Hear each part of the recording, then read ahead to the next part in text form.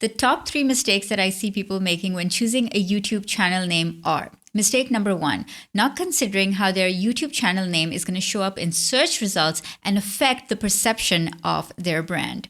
Number 2, not considering how the YouTube channel name is going to show up in the comment section and therefore how many clicks they could get through the YouTube comment section.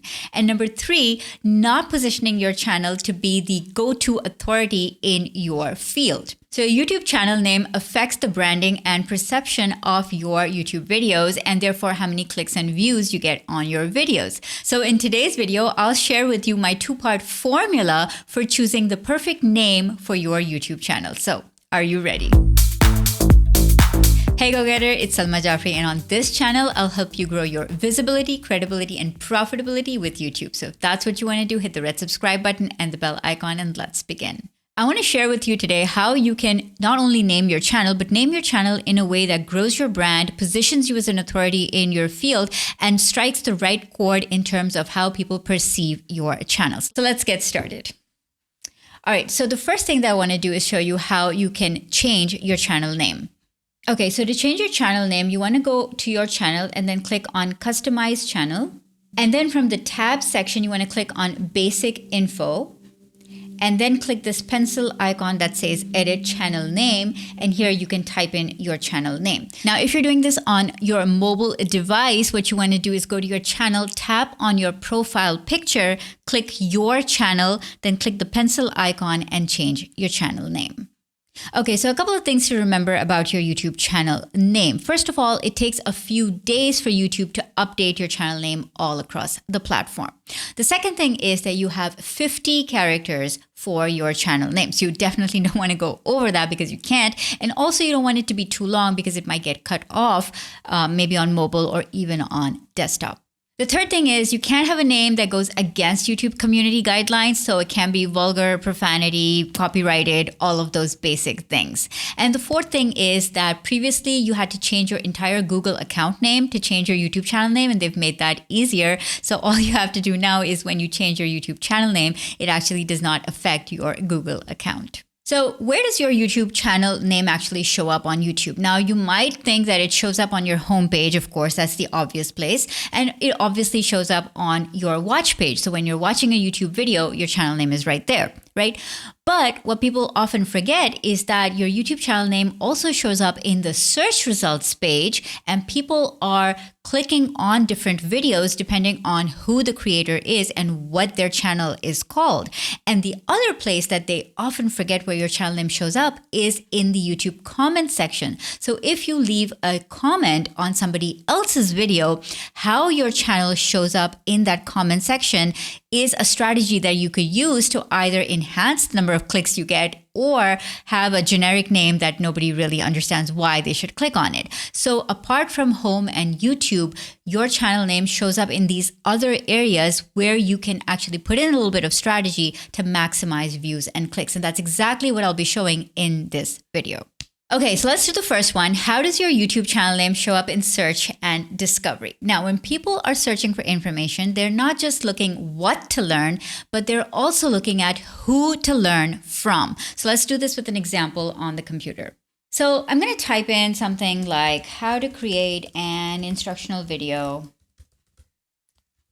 on YouTube.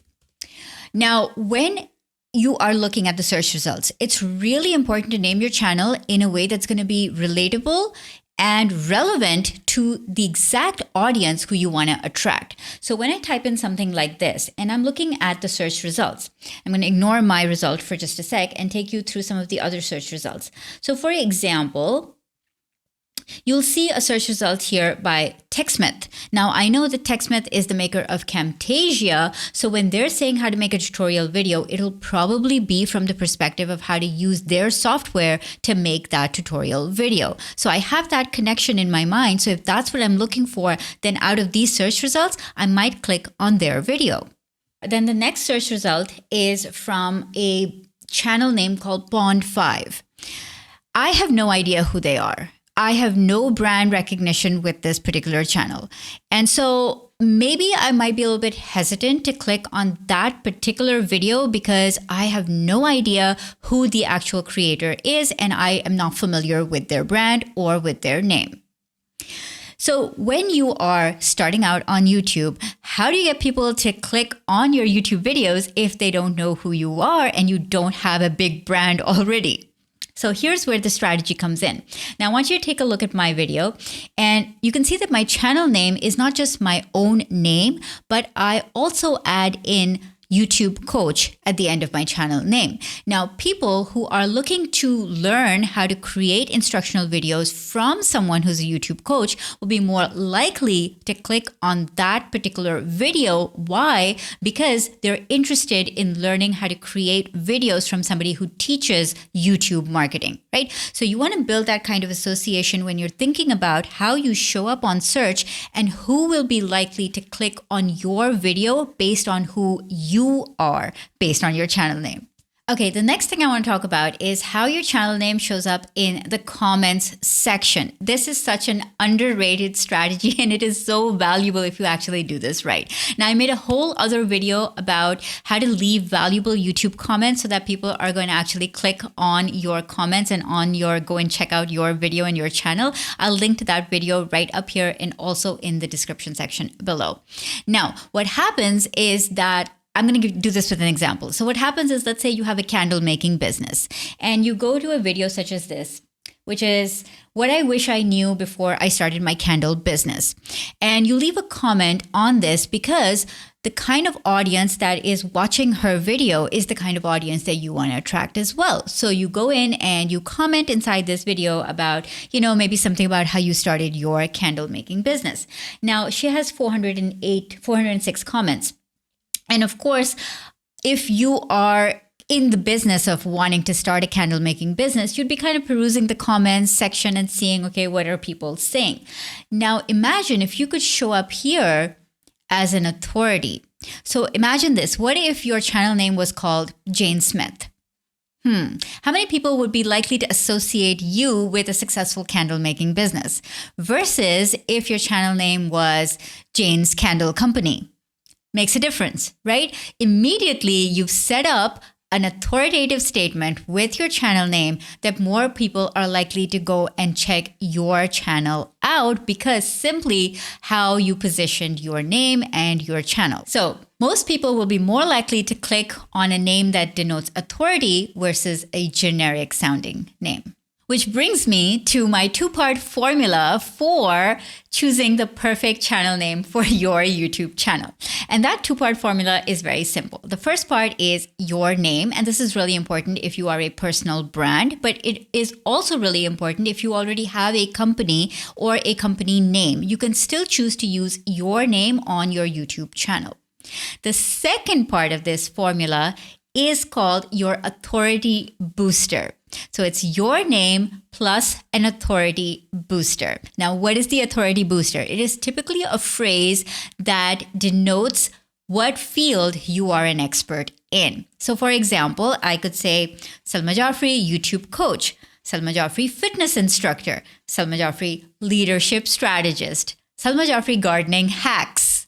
All of those phrases give authority to the content that I'm going to be talking about. So if I say Salma Jafri, leadership strategist, that means that that is the thing that you're going to be coming to my channel for. That's the thing that I want to be known for. And that is predominantly the kind of content that you're going to find on my channel. So it immediately sets up expectations of somebody clicking through of what they're going to find on a channel with that particular name.